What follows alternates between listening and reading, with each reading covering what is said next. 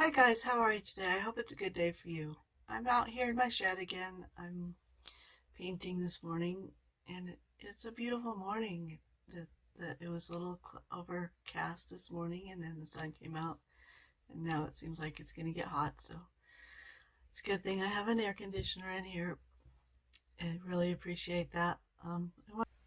One thing that I really did want to talk to you guys about, I don't know that I've ever disclosed my whole story about how I was diagnosed with fibromyalgia.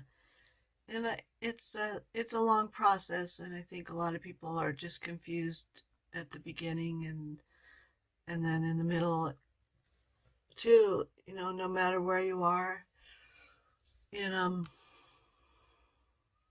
your battle with fibromyalgia, it's a long, hard road, and it's really good to have support and people who understand. And I don't think anybody except another fibromite can understand really how difficult it is. Other people with chronic pain can understand their chronic pain, but I don't know that anybody, unless they have widespread pain like fibromites, can really understand the pain and the fatigue and all the other stuff that goes with it, the headaches, um, the voodoo doll pains, shooting pains that go through, and the skin irritation and itching, and having clothes hurt. Unless you really have fibro, it's hard to understand, I'm sure. Um, I have had fibro, I think, from the time I was about 12 years old. I I had some problems as a child. I fell and knocked my front teeth out, and then they never came in. So when I was 8, I had surgery to bring those teeth out, and that was a painful process. And then or before that, when I was 5, I was going over to a friend's house, and her older brother and a friend were throwing rocks at each other, little pebbles. And, it's just a fun game for them. But all of a sudden, there was a rock that struck my eye, and I was in the hospital sedated for a week because they thought I had hemorrhaging, and they weren't sure whether I would ever see again. So I was completely blindfolded and sedated for a whole week. And then after that, I was the summer, because it was the beginning of the summer and I was going to start kindergarten that fall. So the whole summer I had to stay inside a lot and wear sunglasses when I went outside. And 5-year-old loves to be outdoors, so it was really hard for me. And then it really started when I was 12. I think I got Rocky Mountain spotted fever. I was never diagnosed. I got a fever. It was early June. We were supposed to go on vacation, and our vacation was delayed because I had a fever. And I remember this because I had a fever and we never got to go to the movies. We never got to go to the theaters. There were 6 of us, and my siblings got to go to the theater because our vacation was delayed because I was sick. And after, I don't know, a day or two, I was really feverish. I was really out of it. They decided they could travel with me just as easily and treat my fever just as easily in the car traveling and then at my grandparents' house as they could at home. So we just went, and they made a bed for me in the back of the car, and I slept that whole summer. And then that whole year I was back and forth to the doctors with repeated tonsillitis. They repeated fevers, and they put me on antibiotics and called it tonsillitis. And by spring they were ready to take out my tonsils, and I said no, I'm not going back to the doctor. And I stopped complaining about it, and I stopped telling anybody that I didn't feel well. So, with 6 kids, I'm sure it was easy for my parents to just think I was okay because, I wasn't complaining. And so, that fall, I started getting leg aches and constipation and headaches, and I would be up all night crying because my legs hurt so bad. And then when my arms started hurting too, especially my forearms, I did tell my mom and dad about that, and so they took me back into the doctors, and apparently when my mother was carrying me, she took some medication because they were afraid that she was having a miscarriage, and one of the medications they were treating girls with at that time, or women who were having miscarriage, showed up later to cause cancer in young girls, cervical cancer. So I thought I was just going to the doctor to find out why my knees hurt and why my elbows and arms hurt. And then all of a sudden I was seeing a gynecologist, and they were doing internal exams, and I was 13, 14 years old by that time. And I got angry. And I said, no more. I didn't want to go back to the doctor. They were talking about childhood arthritis and cancer, and I was scared, and I quit complaining again. I quit telling anybody that I wasn't feeling well, that I had this pain. And I would cry myself to sleep at night because the pain was so bad, but I couldn't tell anybody about it because I wasn't going to go back to the doctors again. And so,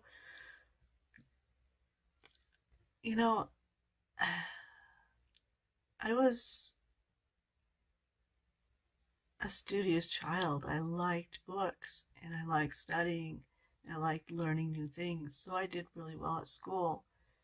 And by, junior high, high school, I was on track to go to college, and I worked hard. I had an evening job at a pizza place, and, went skiing whenever I could. And I was active and busy, and I loved being active and doing things and getting things accomplished, and being outdoors. And I just was finding I couldn't keep up anymore. My grades were falling a little bit, and my whole goal was to graduate with honors and go to try and get a scholarship and go to college. And I wasn't able to get a scholarship. I did graduate with honors, barely.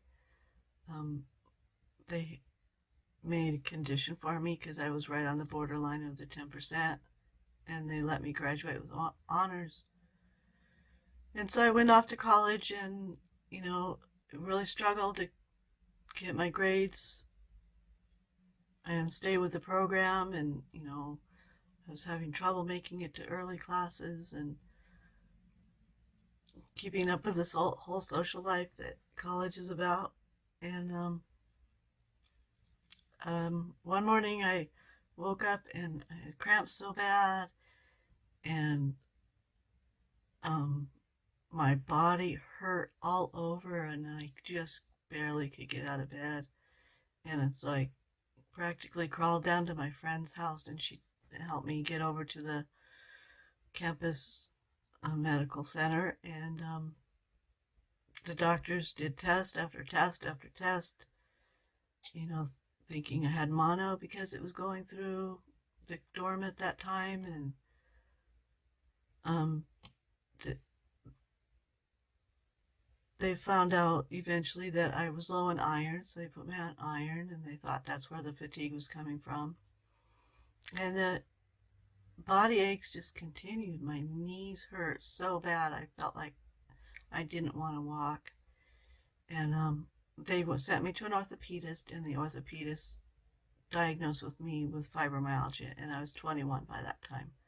So at 21, they told me I would have pain for the rest of my life, that all they could do was they gave me a prescription for Advil, the stronger Advil, and told me to switch that out with Tylenol and aspirin, and that's all they could do for me. That's the only help they had for me. And I was devastated. You know, I didn't want to live the rest of my life with such pain and fatigue. And I dropped out of school, and I never managed to go back. And, you know,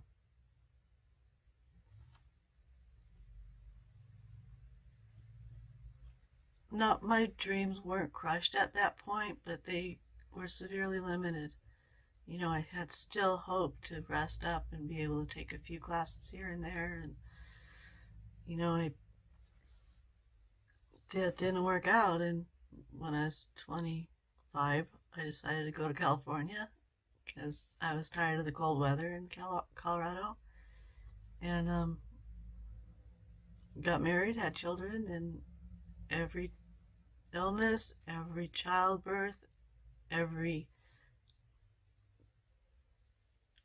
traumatic event takes more and more of my energy and gives me more pain.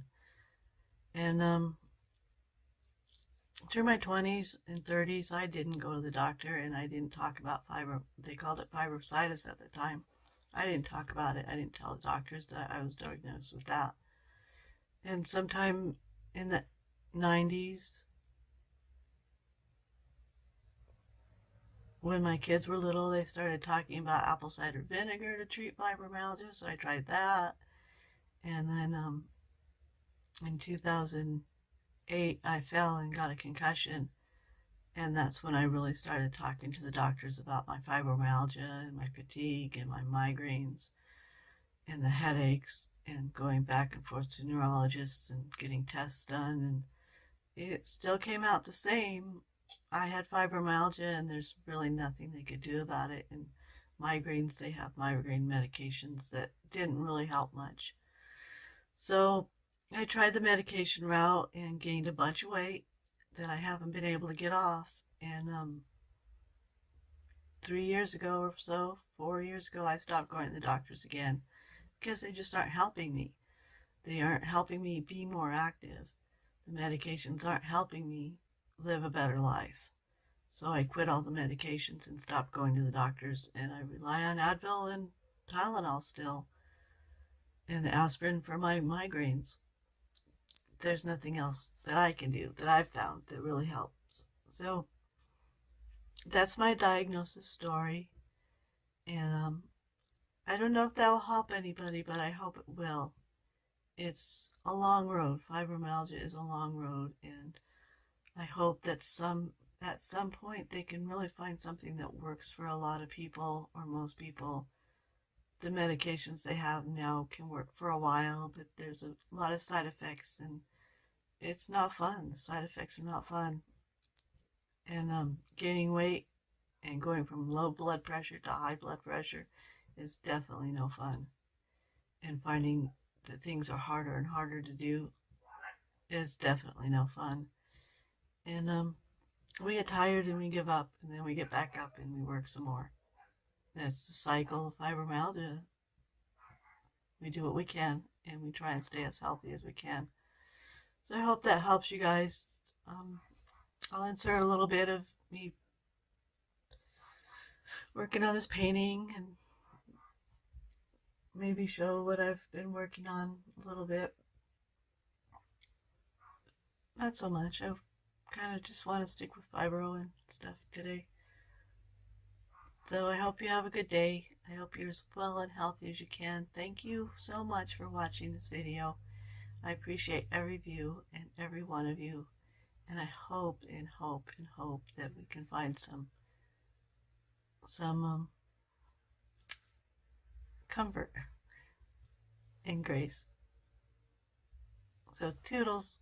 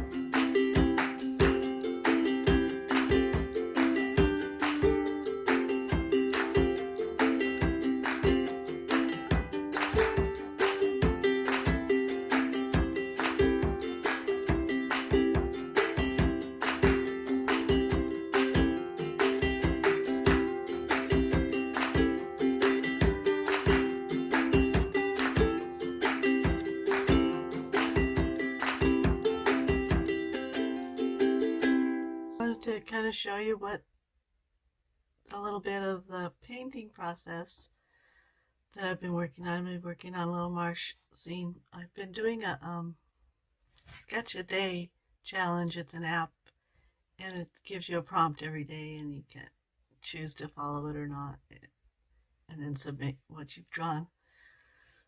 And I kind of, challenges are hard. They really are. They are kind of meant to stretch you and make you think about things and kind of keep busy, keep moving forward, and not get stuck in the same rut. And so yeah, I've done a lot of things that aren't great, but I put them on there anyway. It's a lot of amateur artists, so I don't feel bad putting it on there. It's not something I would put on Instagram most of the time, unless I'm disclaiming that it's a quick sketch. So, yeah, it's been a long time again. It's hard to record videos